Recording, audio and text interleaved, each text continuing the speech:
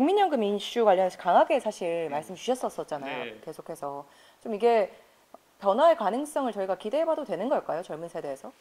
뭐 구조개혁이라는 것을 논의하겠다라고 했지만은 이게 대선 정도의 큰 판에서 다뤄지지 않으면은 소리 소문 없이 묻힐 가능성이 있습니다. 그래서 지금 가장 큰 문제가 되는 것이 결국 인구 구조가 거의 항아리형 또는 역삼각형이 되는 상황 속에서 아까 제가 지금 제도가 실제 실현된다 해도 한 2, 30만 원 손해보는 구조인데 한 푼이라도 받을 수 있겠냐라는 위기감이 번지고 있어요. 그래서 여기에 대해 가지고는 굉장히 젊은 세대가 알고 이 문제를 다뤄야 된다 이런 생각합니다. 지금 이 상황이 지속되면은 제가 폰지 사기라는 표현을 썼지만은 못 받는 상황이 발생할 수밖에 없는 상황이다. 그런데 지금 이걸 결정한 정치인들은 그 상황이 발생하는 3, 40년 뒤에는 다 뭐 정치를 그만뒀거나 이 세상에 없을 사람들이 있기 때문에 그래서 이걸 지금 자기들 마음대로 그냥 해버린 거다 이런 생각입니다. 사실 개인적으로 제가 청년 세대여서 그런지 모르겠는데 저는 이 폰지 사기라는 비유가 정말 와닿았거든요. 아주 간단하게만 혹시 이 이슈 모르는 분들께 설명 주실 수 있을까요, 의원님? 예, 지금 대한민국의 인구 구조라는 것이 다 아시는 것처럼 저출산 때문에 항아리형 구조 또는 나중에 가면 역삼각형 구조가 나올 것이라고 하는데 국민연금이라는 것이 받아갈 사람 많고 이제 그걸 부담할 낼 사람이 적어지게 되면은 필연적으로 이게 고갈이 되게 됩니다. 그럼 고갈이 되면은 지금은 우리가 연금 개혁한다고 젊은 세대에 설명할 때 나중에 가서 더 내고 더 받는다라고 하지만은 이 시간차 때문에 더 내고 못 받는 상황이 생길 수 있는 거죠. 그러면 이런 것들 우리가 보통 폰지 사기라고 하죠. 네. 우리가 어떤 네트워크 마케팅 다단계 이런 거 하시는 분들 보면은 먼저 돈을 넣고 개돈 비슷하게 타간 다음에 뒤에서 이제 내야 되는 사람들이 손해보는 구조 이런 것들이 나오게 되거든요. 그러다 보니까 이거를 뭐 굳이 말하면 폰지 사기. 네. 예전에 보면 아니면 뭐 개가 익숙하신 분들은 그렇죠. 갯돈을. 개돈 먼저 타고 나중에 줄 돈 없어가지고 파산하는 경우 개 파산 뭐 이런 것과도 비슷하다 이렇게 말씀드리겠습니다. 네. 그 지방 의료에 대해서도 좀 강하게 말씀을 주셨어요. 네. 대구, 경북 같은 경우에도 뭐 지방 의료원 현실이라든가 지방 공공의료 현실이 비슷한데 녹록치가 않은데요.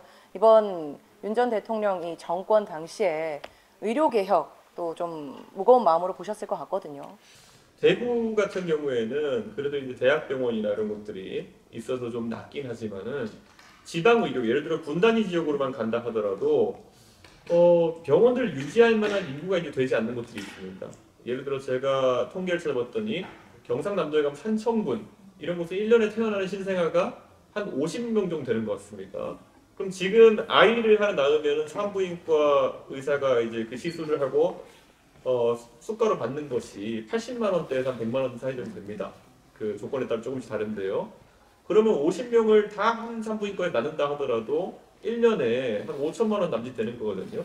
물론 뭐 부인과 진료도 하고 여러 가지 부가적인 어떤 진로가 있겠지만은 그러면 애초에 산부인과 같은 병원을 산청군 같은 규모에서는 운영하는 것이 불가능해진 것이죠. 그렇다면은 이건 어떻게 되냐? 결국에는 지역 의료에 맞게 지역의 의료행위에 대해 가지고는 수가를 다르게 적용해야 되는 상황이 올 수도 있는 거거든요.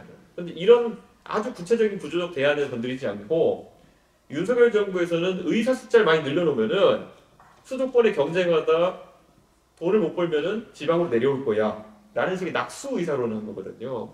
근데 이게 저희가 안 해본 게 아닙니다. 예전에 변호사들을 로스쿨로 막 늘리면서 로스쿨에서 변호사 해가지고 서울에서 개업 못하면은 나중에 밀려 내려와가지고 지방에서 개업하겠지 라고 했는데 그렇게 안 됐거든요.